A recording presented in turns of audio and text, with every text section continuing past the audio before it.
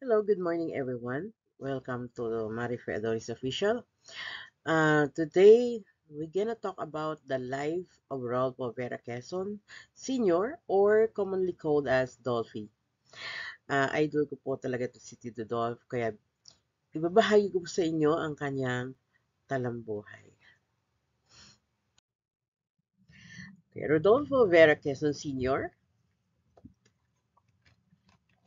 he is known as professionally as Dolphy, was a Filipino comedian and actor. He is widely regarded as country's king of comedy for his comedic talent embodied by his long roster of works on stage, radio, television, and movies.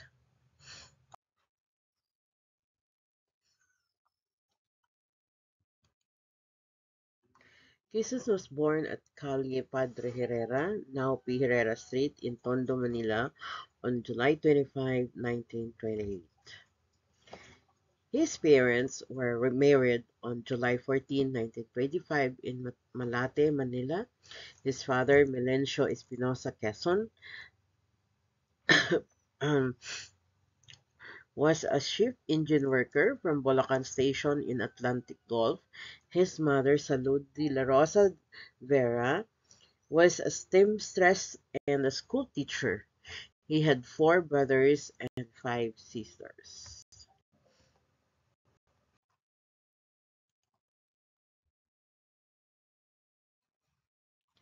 Quezon began studying at the age of 6 and was enrolled in public schools. He attended the Magat Salamat Elementary School and Isabelo de los Reyes Elementary School until the 7th grade. For his secondary education, he studied at Florentino Torres High School until his sophomore year. He was an average student, although his grades fluctuated.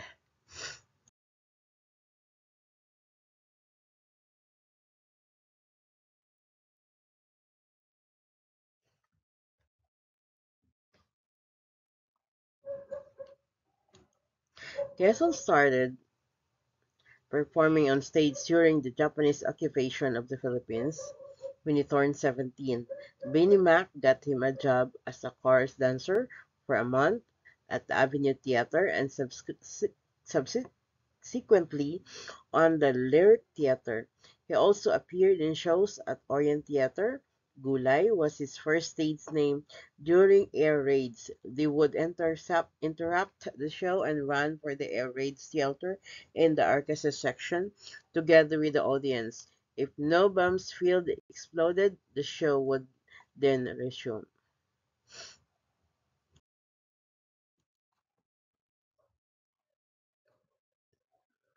He starred in his first movie when he was 19 with Fernando Poe Sr. in Dugo at Bayani, no? Remember Bataan, no? Billed as Rodolfo Quezon, it was the father of his future friend actor Fernando Poe Jr., who first gave him a break in films playing minor roles as character actor. On a DZMM radio interview, he revealed his first talent fee was 5 pesos. In the late 1940s, Dolby began to work in radio through Conde Obaldo, a radio writer, director, and producer. He joined a program Wag Naman, which starred Pancho Magalona, Daisy Quintana, and Baby Jen. His comedy duo with Panchito also starred in the radio and Conde Obaldo shows.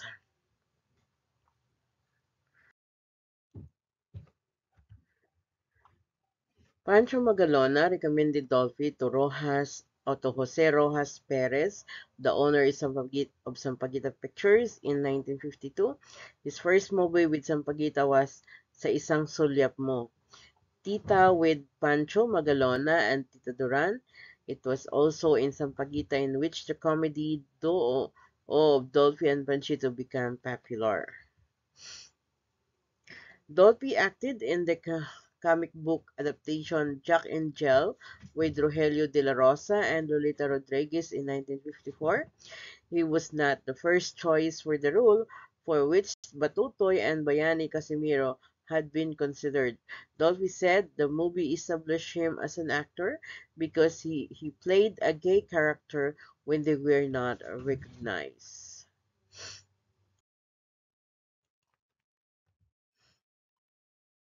The first time Dolby played a serious role was in a 4-in-1 drama movie with Barbara Perez, who played a blind girl in segment inspired by Charlie Chaplin's movie City Lights. After his contract with the Sampaguita expired, he left the company. When he joined the production studio, his talent fee was 1,000 pesos per movie. By the time he left, he was earning 7,000 pesos per picture.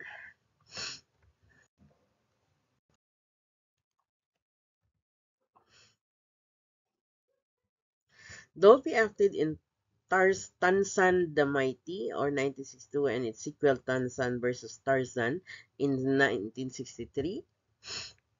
From 1964 to 1972, he starred in Buhay Artista, a big success of 1960s.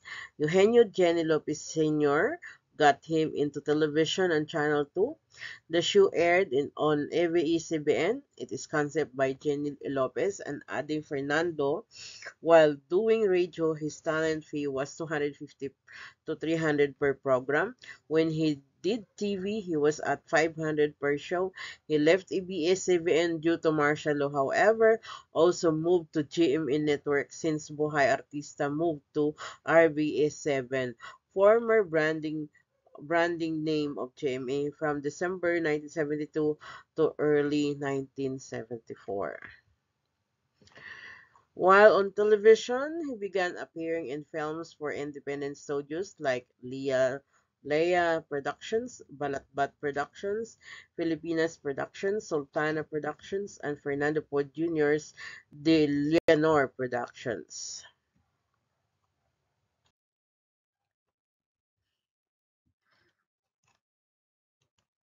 In 1964, he played the lead in Captain Marvel and in the Igdignam Fantasia or Fantasy World with Nova Villa. Both films were directed by Herminio Butch Bautista. From 1965 to 1966, Dolphy made a minimum of 15 spy film parodies. Also in 1966, Dolphy starred in another 19 parody films.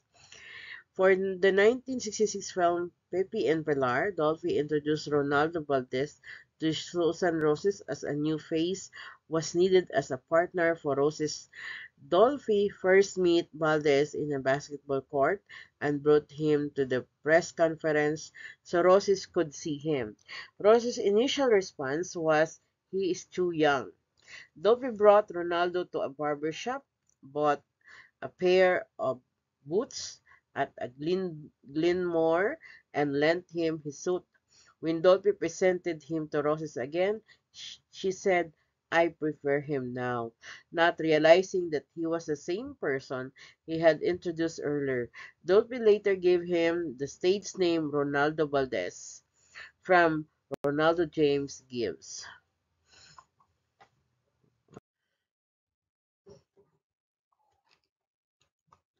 In 1967, Dolby's production house, RBQ Production, was established.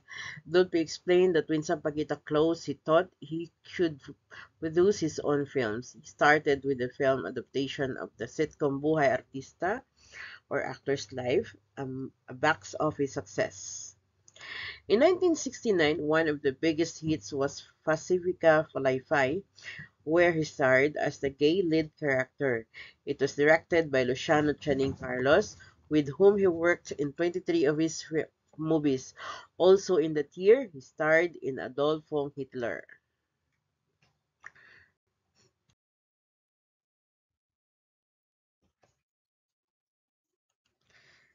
John and Marcia started in 1971, a year before martial law, on RPN Channel 9. It was written and directed by Ading Fernando. Boots Anson Roa and Helen Gamboa were considered for the role of Marcia, his wife in show before Nida Blanca. who was doing Wala Kang Pake with Nestor de Villa. Eventually got the part. No? Before Daily Atay-Atayan, Chichay was also considered for the role of Doña Delilah, his wealthy and convincing mother-in-law. His real son, Rolly Quezon, and then child actress Marcel Soriano played their children. Jan and Marsha was such a hit that movie versions of the show were made 8 times. Okay, ganun kaganda.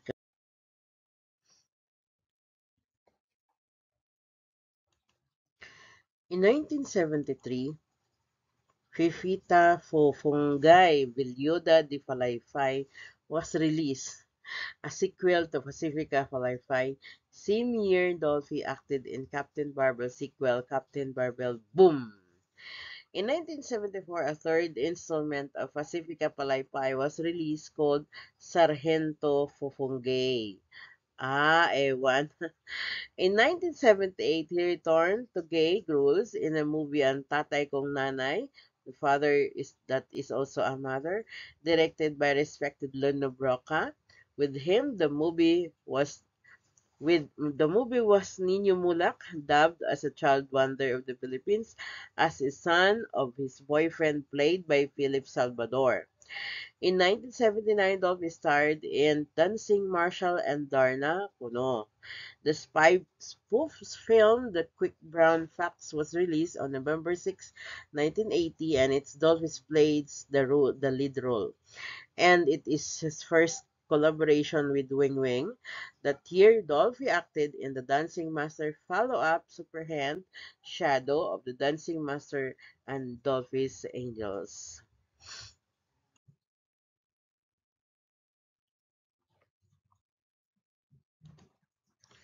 His next successful TV venture after Jan and Marsha was Home Along the Riles in 1992 with Nube Villa as his wife and real son Bandolph as one of his children.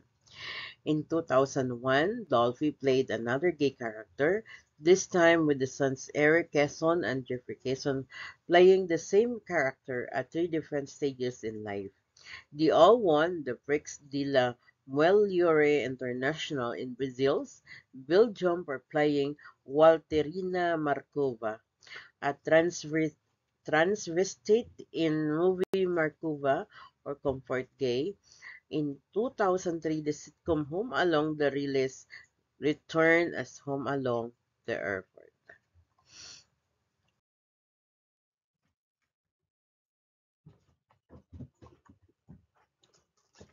On July 25, 2008, Quezon celebrated his 80th birthday with the launching of a biological book, Dolphy, Hindi Ko Ito Marating Mag-isa, or Dolphy, I Didn't Get Here All by Myself. ABS-CBN President Charo Santos Concho stated, nagbigay siya ng ngiti at halakhak sa gitna ng mga problema.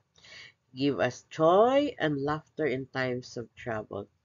Vivette Ortiza was commissioned to complete the book amid the creation of Dolphy Aid for Pinoy Foundation Incorporated, a non-profit and non-stock organization.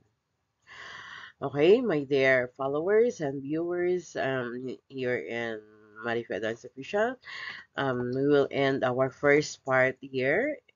This is my legacy or my contribution my to my idol, Tito Dolphy, and especially on his coming death anniversary.